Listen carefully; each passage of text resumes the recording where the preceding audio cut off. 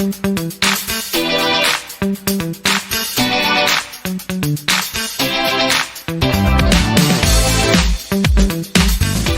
saudara, selamat bertemu kembali dalam renungan Words of Wisdom. Renungan pagi hari ini saya beri judul Tawaran si Pengkhianat. Matius 26 ayat 14-16. Kemudian pergilah seorang dari ke-12 murid itu yang bernama Yudas Iskariot kepada imam-imam kepala. Ia berkata, apa yang hendak kamu berikan kepadaku supaya aku menyerahkan dia kepada kamu? Mereka membayar 30 uang perak kepadanya.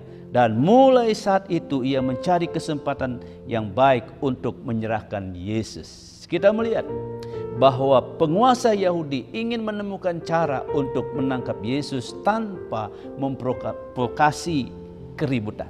Dan sekarang Yudas menawarkan kesempatan itu. Dengan apa? Dengan mengkhianati gurunya dan menjual seharga 30 keping perak. Mengapa Yudas mengkhianati Yesus? Saudara, menurut William Barclay berkata bahwa apa yang membuat Yudas mengkhianati Yesus?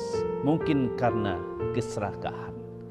Menurut Matius dan Markus, segala sesudah pengurapan Yesus di Betania, Yudas memberikan tawaran mengerikan ini kepada orang-orang atau pemimpin Yahudi. Kenapa? Karena Yudas memang orang yang rakus akan uang.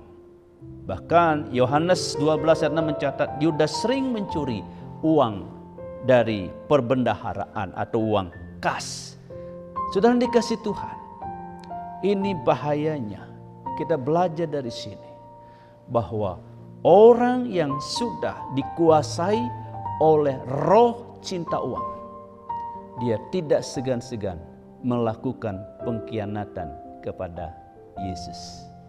Banyak akhir hari ini hamba-hamba Tuhan, pendeta-pendeta, anak-anak Tuhan atau orang-orang Kristen menjual Yesus. Karena apa? Karena uang. Mereka meninggalkan imannya karena uang. Sudah dikasih Tuhan.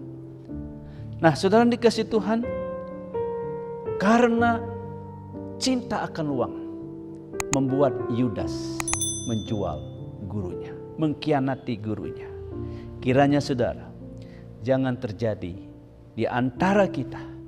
Karena itu waspadalah selalu untuk roh cinta akan uang. Supaya apa?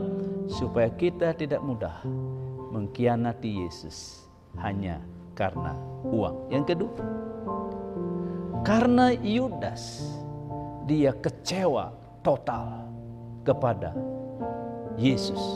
Kenapa dia kecewa, saudara?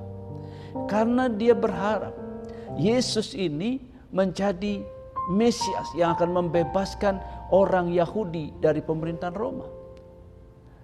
Di kalangan orang Israel pada zaman itu ada orang-orang yang memiliki nasionalisme yang tinggi, ingin membebaskan diri dari perbudakan atau dari penjajahan Roma.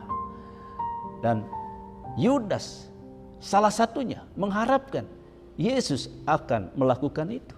Tetapi ternyata Yesus tidak melakukan itu. Karena misi Yesus dalam ke dunia ini bukan untuk membebaskan manusia secara fisik, tetapi membebaskan manusia dari dosa, dari kuasa dosa, dari kuasa maut dan kuasa setan. Yudas kecewa. Karena itu dia berpikir, lebih baik orang seperti ini dijual saja. Nah, saudara dikasih Tuhan, apa yang dapat kita pelajari di sini? Banyak orang Kristen meninggalkan imannya karena dia kecewa tidak mendapatkan apa yang dia harapkan dari Yesus. Saudara dikasih Tuhan, jangan pernah mau mengubah Yesus, tapi kita yang harus berubah. Jangan pernah saudara memaksakan kehendak kita kepada Yesus. Kita yang harusnya tunduk taat kepada kehendak Yesus. Saudara, mari kita mau belajar. Jangan sampai kita seperti Yudas. karena tidak mendapatkan apa yang dia harapkan, menjual Yesus.